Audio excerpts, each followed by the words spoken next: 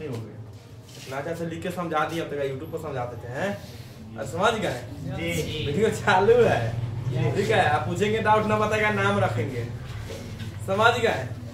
पहले समझिए, इसके लिए दो चीज जरूरी है, पहले जान लीजिए। हाई रहा हरान कोई लड़का नहीं करेगा। देखो इसमें क्या बनेंगे, पहले ये सब लवन रहता है, बाद में कैसे चल रही। मान लीजिए 2 छर रहता है कॉफी के बना रहता है, जिंक के एक तरफ रहता है।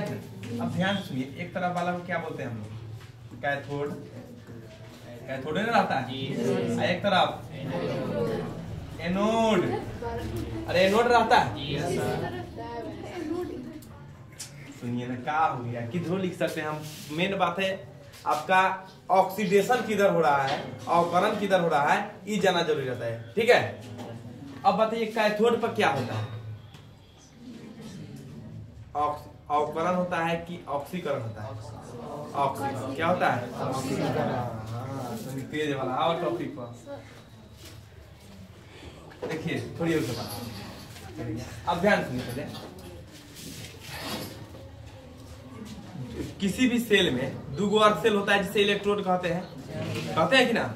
एगो धनात्मक, एगो। आप सुनिएगा ध्यान से, नियनेस्ट समीकरण क्या है पहले ध्यान से देखिए। यह सेल के वोल्टेज को बताता है, वोल्टेज को, सेल के वोल्टेज क्या बताता है, सेल के।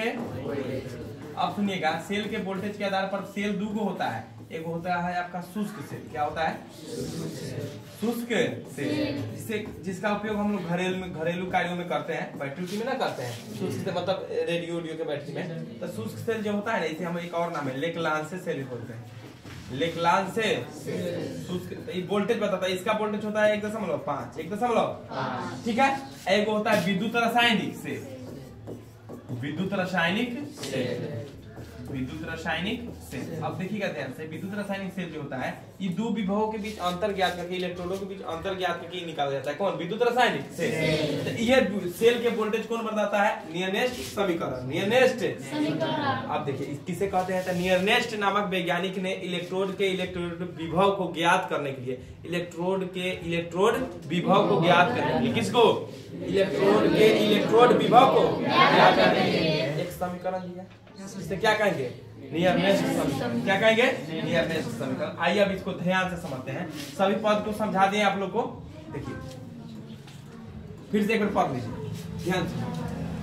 नियनेस्ट नामक वैज्ञानिक ने इलेक्ट्रोड के इलेक्ट्रोड विभव को ज्ञात करने के लिए, देखिए इलेक्ट्रोड विभव को कैसे शुरू करते हैं, एक समीकरण बनाया जिसे क्या कहते हैं? नियनेस्ट समीकरण, ठीक है। अब देखिए ध्यान से, यहाँ पहले समझ लीजिए, पहले ये जो टॉपिक है में मेन पॉइंट दिया है तो समझ लीजिए। यहाँ पर E का मतलब हुआ इलेक्ट्रोड और R का मतलब गैस, ठीक है। N हो गया इलेक्ट्रॉनों की संख्या, नंबर ऑफ इलेक्ट्रॉन। अब बताइए इलेक्ट्रॉन पर कितना चार्ज, निगेटिव चार्ज होता है, खोज कौन किया था? J Thomson. M हो गया आपका धातु, मैग्नेट। और E नॉट क्या हो गया? मानक इलेक्ट्रोड विभव। E बोले तो इलेक्ट्रोड विभव, E नॉट क्या हो गया? T हो गया परमताप, केल्विन में जिसको मापते हैं। A फैराडे नियतांक, फैराडे नियतांक के अलावा Mn प्लस क्या हो गया? धातु की सांद्रता। अब इधर वाला टॉपिक डाउट नहीं कीजिएगा, सबको सब पद को एक्सप्लेन कर दिए। अब देखिए एक इधर हो गया, इसी के लिए हमको समीकरण ज्ञात करना रहता है। देखिए क्या हो गया आपका? धातु की सांद्रता है और इलेक्ट्रॉनों की संख्या उसमें ऐड करते हैं। एक्वावालेंट का मतलब हुआ बिलियन है, क्या है? बिलियन। और इसके बाद धातु कौन अवस्था में आ जाता है? सॉलिड अवस्था में। इस मतलब सॉलिड हो गया। इसी से रिलेटेड समीकरण कौन बताया था? नियनेस्ट। कौन बताया था? फिर से समझिए, जैसे मान लीजिए कोई धातु की सांद्रता है, ठीक है। सांद्रता कब ज्ञात होता है? जब पानी में हो, सांद्रता बताया था कि ना। तो अब देखिए उसमें कुछ इलेक्ट्रॉन ऐड कर रहे हैं, इलेक्ट्रॉन ऐड करने का नतीजा क्या है कि क्या बन जा रहा है? सॉलिड। और इसी से रिलेटेड जो समीकरण है उसी को क्या कहते हैं? नियनेस्ट। तो वह समीकरण क्या है? देखिए यहाँ ध्यान से, कैमरा में आ रहा है, देखिए था जी। चलिए तो फिर से पढ़ लेते हैं। इलेक्ट्रोड के इलेक्ट्रोड विभव ज्ञात करने के लिए नियनेस्ट ने एक समीकरण दिया, इसी को क्या कहते हैं? नियनेस्ट समीकरण। यह सेल के वोल्टता को बताता है, सेल के वोल्टता को बताता है। सेल क्या प्रकार के, मतलब एगो वोल्टेज वाला, एक और विद्युत रासायनिक सेल वाला, ठीक है। अब अब इसमें क्या बताया इन्होंने, इसको इधर ले आते हैं।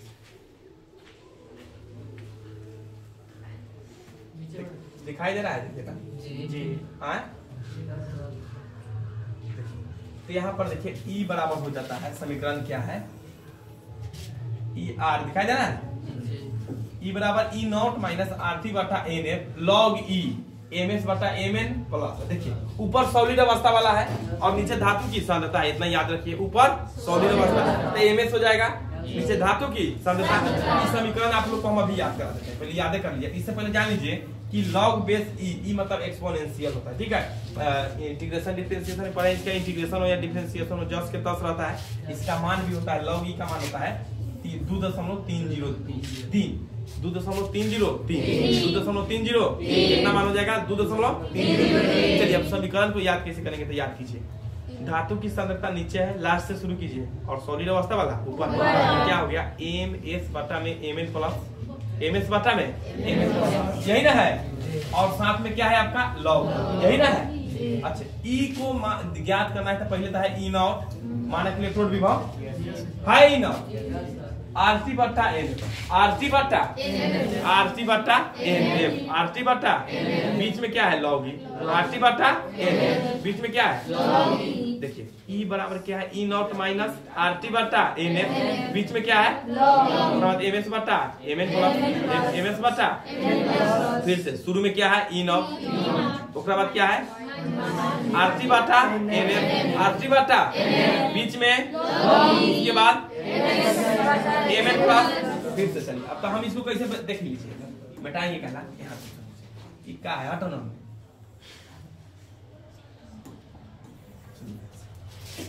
हराइएगा नहीं ना, घबराइएगा, ठीक है। इस समीकरण में ये ना ई बराबर ई नॉट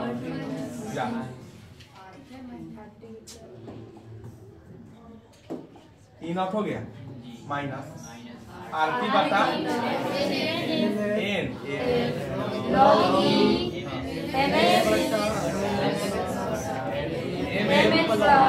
हो गया यार, ये किसका समीकरण हो गया,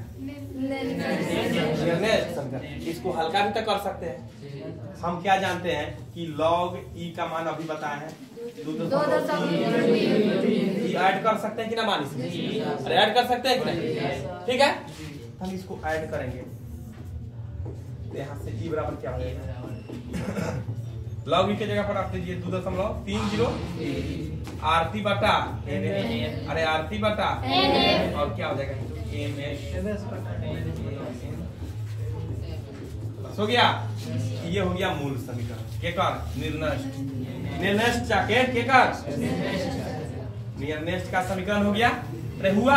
चलिए एक बार और फिर से समझ लीजिए, फार्मूला क्या होगा, ई बराबर ई नॉट माइनस आरती बटा एन, आरती बटा आरती बटा बीच में लॉग ई एम एस बटा एम एन प्लस, ठीक है। अब आइए इधर आइए,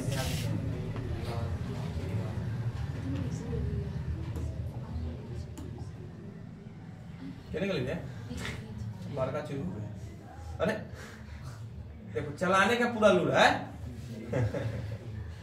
अभी भी सही से सीखना चाहिए।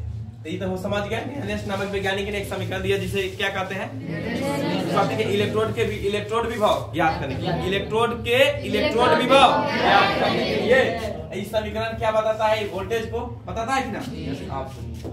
आप सुनिए समीकरण ये क्या होगा, शुरू वाला तो याद करा दिए, शुरू वाला क्या है एम एन प्लस है कि ना, इसमें कितना इलेक्ट्रॉन ऐड कर रहे हैं कि कौन अवस्था में आ जा रहा है, 100, यही ना।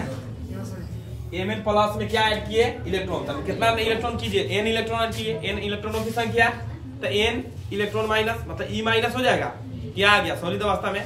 और बाद ई बराबर बताइए, ई बराबर ई नॉट माइनस आरटी बटा एम एन लॉग ई बटा एम एस बटा एम एन, समझ गए। हाई वाला पद याद कर लीजिए, ध्यान से सुनिएगा। ये आपका क्या हो गया इलेक्ट्रॉन, और ई नॉट क्या हो गया मानक इलेक्ट्रॉन, एम हो गया धातु एन इलेक्ट्रॉनों की संख्या, आर क्या हो गया गैस, एफ फैराडे नियम, टी टेम्परेचर तापमान, और एम एन हो गया धातु की, और एम एन क्या हो गया धातु की। चलिए तो क्या ध्यान सुनिए,